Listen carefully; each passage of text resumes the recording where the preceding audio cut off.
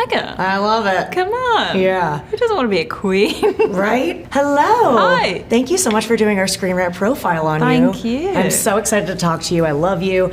You have had a hell of a year. Yeah. Oh my gosh. I know. Personal and professional. Come but on. Between Caroline, Ready or Not 2, Over Your Dead Body, all in 1 year.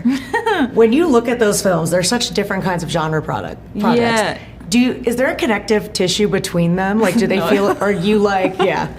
No, I think it was really like when it rains, it pours. All these projects came in and I sort of like disappeared for a few years and worked on those. And then it just happened that all three came out in the space of this, in 6 months. So I got really lucky, but there wasn't really any connective thread. I just really responded to all three of them. In that succession, like when you were getting these scripts, what were you looking for at the time, and what spoke to you about this film? I think I've learnt to just be curious and open-minded, because if I try and conjure something that I really want to do next, I'm not looking at scripts that are brilliant that maybe I wouldn't necessarily look at. And all three of these were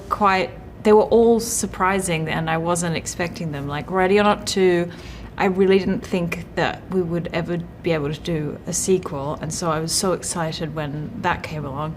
Caroline was a random script in like a bunch of scripts that my team gave me to read over the holidays. It's like, oh, if you can get to it, great. And it was like finding gold, and I wasn't aware of Adam's work, and Dinner in America is now one of my favorite movies, so getting the chance to work with him was incredible. And then Over Your Dead Body, I think it was such a fast turnaround. They sent it to me, and it was Jason Segel and Yorma and Timothy Olyphant and Juliette Lewis, everyone that I was obsessed with, and I wasn't looking for those necessarily. So I think now I just keep an open mind and, let the material speak for itself. So you don't have tunnel vision on something you really want to do. Yeah, for sure. I know people, I've talked to so many people who have this label, and sometimes they love it and sometimes they don't. Where do you fall on like the term Scream Queen?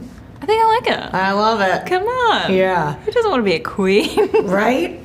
When did you know that you had one of the best screams in the world? Is that something you always had, or did you have to cultivate it over time? It's funny because, how do you find out if you're good at screaming? Because you don't really scream in real life. But it was on, I think I was like 19, and I was on a show that was the Ash vs. Evil Dead spin-off show. And I remember it was like really fast, and they were going, okay, now the house is attacking you, and scream. And I screamed, and I remember as it was happening, I was going, oh, this is a good scream. This is really cool. And I think afterwards people were like applauded. Yeah. I was like, yeah, okay, let's capitalize on this. It's so cool. I can't scream. Like I physically... Have you tried that? Yeah. And it's not working? I can just yell. Damn. Okay, well, yelling's good too. Yeah. But yeah, a scream, yeah. I mean, do it. Okay. You're so lucky. Thanks. When would you say you fell in love with acting? What was like the moment you were like, this is what I want to do? So I was really shy as a kid, and we moved around a lot growing up, and my parents, I wouldn't like talk to other kids when I'd started new school, so my parents put me in an acting class like at the new school to kind of help me get out of my shell, And I think there was something about,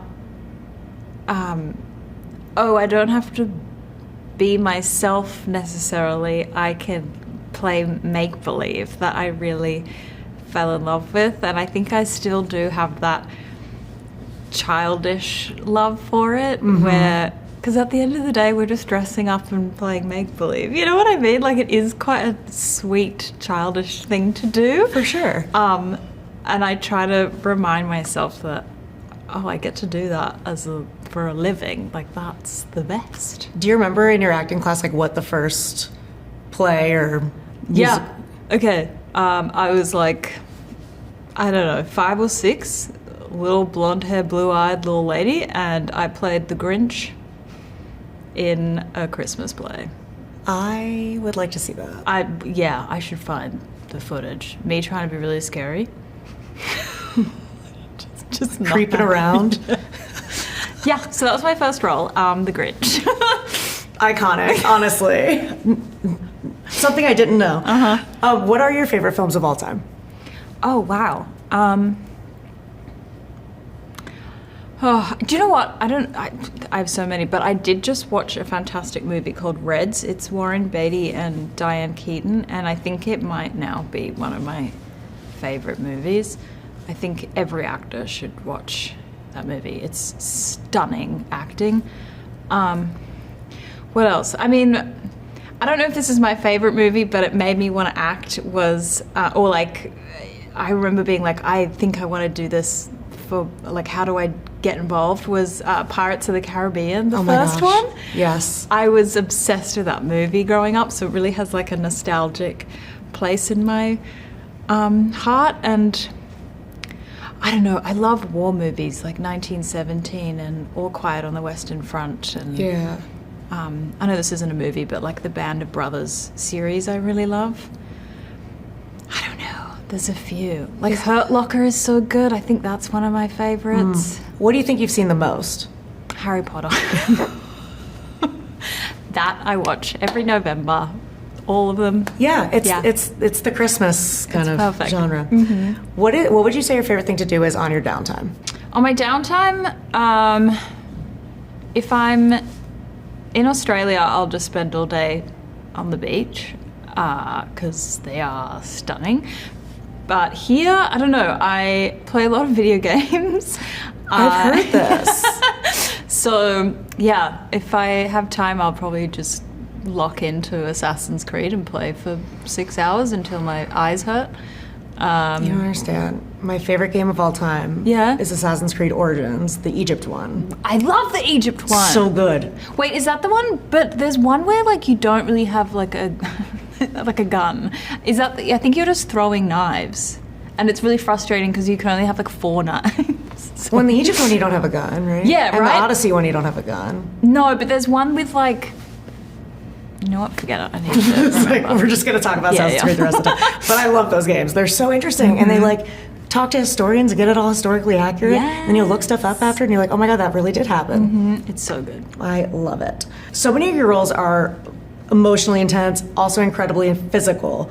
What would you say is the most physical role that you've ever done? Oh, probably I did this movie called Snake Eyes where I had to play, like, because most of my roles I'm playing someone who's fighting but isn't really a fighter. But for Snake Eyes I was playing, oh my gosh, this like sort of G.I. Joe's superhero woman. And so having to learn like really choreographed moves that aren't, because in Ready or Not she's kind of messy and, you know, she's scrappy. But on that one, having to learn like precision fighting and precision like shooting and having to look really professional was probably the hardest. Yeah, Ready or Not is a lot of just... Well, you can kind of get away with being, because I didn't want the fights to look too style, or like that she knew what she was doing. It's all kind of like luck and circumstance and like gritty. Do you, like, I'm trying to remember when that movie came out. I can't remember, was it an instant hit or was it like... It did really well. Yeah, because like, I just remember... But it was surprising. It's one of those movies where it's like, if somebody hasn't seen it, I'm like, sit down. We're putting it on right now. That's so nice. Yeah, we were all, you know, when we were making it, we didn't know if anyone would like it or not, so we were so excited that people loved it and that we got to make a second one. Oh my God, and it's so good. Thanks. It's so good. What is the most emotionally or mentally challenging role that you've done? I think Caroline. Yeah? Why? It's just the most vulnerable character, and Tom Dean, the writer, made such a beautiful arc, and I hadn't played...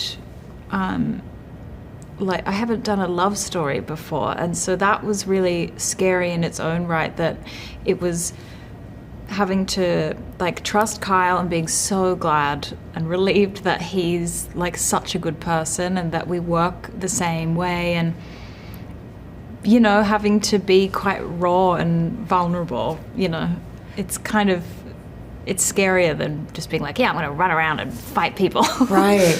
It was such a ride for me because it's like at the beginning I'm like, I don't trust this guy, but then I'm like, I love this couple actually, even though I don't know if I should. Maybe I'm toxic, but I like them. I think that's what makes the movie so great, is that Tom wrote these characters that could easily be villains, but they're not. They are the heroes, even though they're doing these terrible things. Yeah. And Kyle did such an incredible job. I think in someone else's hands, the role could have gone really in the other direction, but he made him so kind and warm, and it was almost, you know, I can see a lot of dudes being like, yeah, I'm going to be macho and like, I'm going to be the like cool, slick guy, but he just was so gentle. He brought such a sweetness to the role that I think was so important, because you really do root for them. You're not going, he's corrupting her. Like, if anything, she's corrupting him, you know? Well, that's part of the thing, too, is like, is she going along with him, or is this something that she's kind of choosing for herself? Yeah, I think it's equal, right? Like, he's teaching her these things, but she's really the one who's pushing it, you know? I mean, I want to be part of a heist. I know, it was so fun to do it in like a fantasy way, you know? Yeah, like I want to do it and I want to do it with no consequences. No consequences at all. Well, now you can drive. Now I can drive. Yeah. Learned it itty meeny. Still scared to go on highways though. I mean, I get it, so am I. I gotta try. Is that the most unexpected skill or that you've learned on from doing a movie, or is there something? Opera singing was that was really scary, actually. I did a movie called Chevalier where I played an opera singer, and learning how to sing like that was, I'm not a singer. I mean, it was, it was hard. Can you still do it? No. I won't make you, but. No. Because we had to stretch, like, the notes I had to hit was so high and so low, and I mean, there was like an Italian opera singer who was like singing on top of my voice, and they kind of meshed the two, but on the day when we were shooting it, it was just me singing, and it was so scary. Opera singing is hard, let alone in a corset, because it was a period piece as well. Oh, yeah. Yeah, it was tough. Damn. What is the number one piece of advice you would give Caroline at the beginning of the film? I'd say don't find your mom. You're okay. Your dad's good. Just leave it there. What is it like? I mean, you kind of mentioned this, but what did you see in the script? It's kind of like basic question, but what did you see in the script that drew you in first? What was the? I think I just inhaled it. I read it in like an hour, and I couldn't stop thinking about it. And I think it just was like nothing I'd ever done before, and I really loved this character, and it reminded me of the sort of nostalgic love movie heist thrillers that I'd seen like growing up. And you don't read a lot of scripts like that anymore, and I don't really see a lot of those kinds of movies anymore, so I just couldn't wait to be a part of it. I'm really lucky that it panned out the way it did. And you talked about Kyle and kind of his performance and what he gave, but what was one thing that just surprised you about what he brought to the film? Yeah, Kyle just, again, there was like a safety to his performance that was quite unexpected. I think reading, or like the character of a traveling con man, there's a real danger to it, but he almost played so against that and played it like it's her safe, you know, it's like her safe space. And I think there's a line in it where she talks about like, oh, I don't usually open up to people like this, and I think he just made him so kind and warm and just as vulnerable as she was being, which I think just carried the movie. How did you like the Black Bomb? I loved Edna. We named her Edna after Edna Mode in The Incredibles. Perfect. Yeah, no capes. Yeah, it was so fun. Like all of those outfits, all of the bank robbing outfits with Edna were 10 out of 10. Yeah, I feel like you would have a different I'd have a different persona once I put on a wig. Yeah. Yeah, especially going from like the sweet southern blonde locks to this like hard black bob. It was really cool. To Edna. I love that. You mentioned you were like, I don't want to have tunnel vision, but and so I'm going to ask anyway, and this might be the same answer, but is there a role you have not done that you would love to tackle? Yeah, I am such a fan of war movies. I'd love to do like a World War II movie or something, because there's so many stories of the women that were fighting on the front lines that just aren't really told. Like an epic war movie about a woman, I haven't seen that. Yes. You know, make it happen. Mm-hmm. Are you into like the Marvel, Star Wars, DC of it all? Like if some... I'm not as much as I should, I think. I mean, I love all the Batman movies, and I loved the show, the Penguin. Oh my God, so good. So good. I mean, what if the Harry Potter series comes a-knocking?